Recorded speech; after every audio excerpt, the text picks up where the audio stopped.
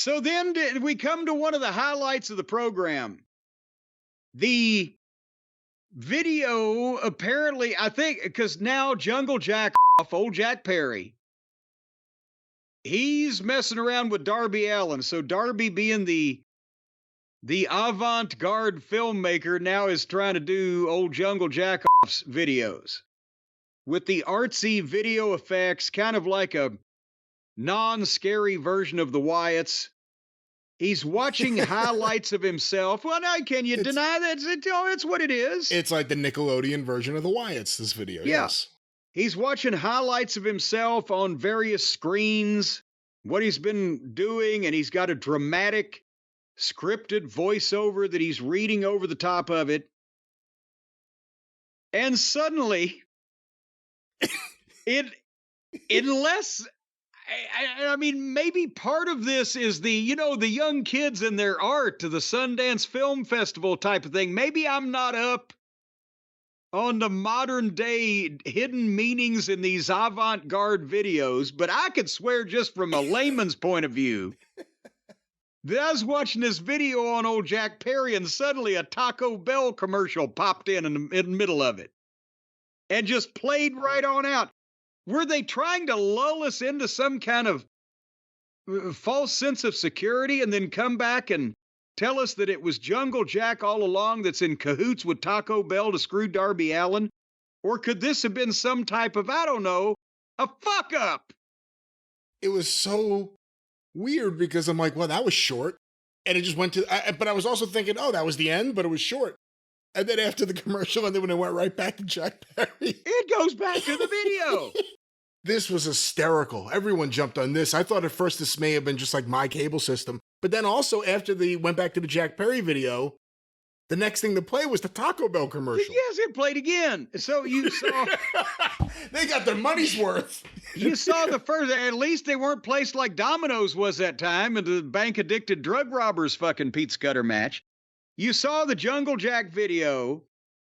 Then you saw the Taco Bell commercial in its entirety. Then they go back to the end of the Jungle Jack it's still video. Playing. Yeah, it's still We're playing. still playing. So he's got an axe and he's smashing all these monitors. And then a Wyatt-style goat mask pops up on one screen with the word scapegoat statics in. And then it goes to black for 10 seconds. And then the Taco Bell spot plays in its entirety all over again. And I think the Taco Bell spot may have given me less gas. I don't know. I mean, obviously something happened at Master Control. But I don't really know how you would do that on purpose if you tried. Unless they're completely unmanned now, is it all computerized and somebody entered the wrong numbers and there's no human being there sitting there to go, wait, this is not supposed to happen?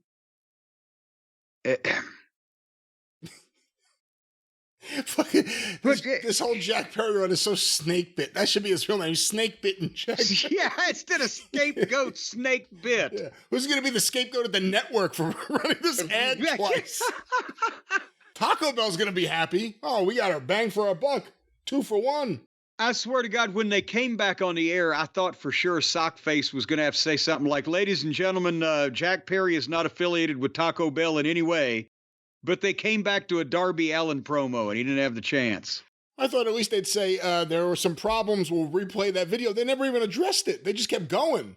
I think they considered themselves lucky that we didn't have to watch the whole thing. It may have helped the ratings.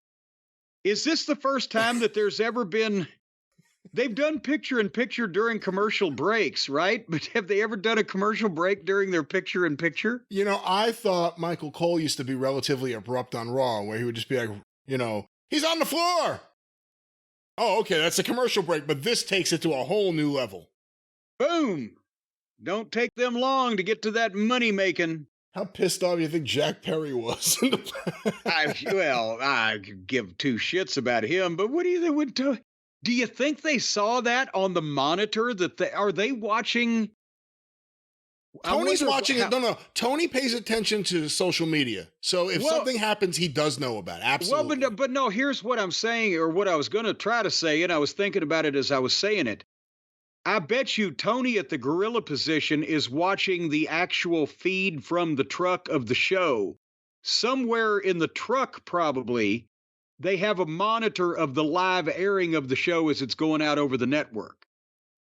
If I had to guess, I would say that's probably the way that it's set up. So Tony would have been seeing the video, but in the truck, they probably looked over at a monitor over in the corner and, wait, what the fuck? This is the setup, Jack Perry versus the Taco Bell Chihuahua in the future. But the goddamn thing is, the Chihuahua's not going to be able to make weight. He's really going to have to cut. I don't think he can fucking do it. Well, that was that. Should AEW take advantage of this and contact Taco Bell and say, hey, would you like to be involved in this Jack Perry Darby Allin feud? They could have a taco street fight or a taco truck fight or some kind of match with the wrestlers. And of course, we could have at least, Jack Perry's mom. It's a tradition to have the mom show up for a street fight in AEW. Was that why when Darby did the promo in the back when they came back from the break, he was wearing a pink terry cloth bathrobe because he was imitating a pink taco? I mean, when I'm sitting there looking at it, he said the hood is over his head. It's like a woman's pink terry cloth bathrobe with the hood over his head. And I wrote, all these people are just fucking strange. Just fucking strange. I can't get past, I hate to go back to a few weeks ago, but I was talking to someone else about it the other day.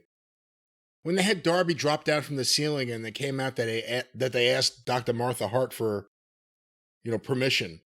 Just the idea that the audacity of having that conversation. Now, don't phrase it in that way, because for her blessing in doing it, I guess. If she was comfortable with it or what she thought of it, I can say, but the audacity of having to ask her that is the one. Well, yes, and just why not just not do it there? Why not do it in that instance? Why, because everybody's still talking about it. Man, no one's talking about anything with that feud. The Young Bucks are in the middle of that feud. Has anyone brought them up? Yeah. That's what they did, something like that, and everybody's not talking about it.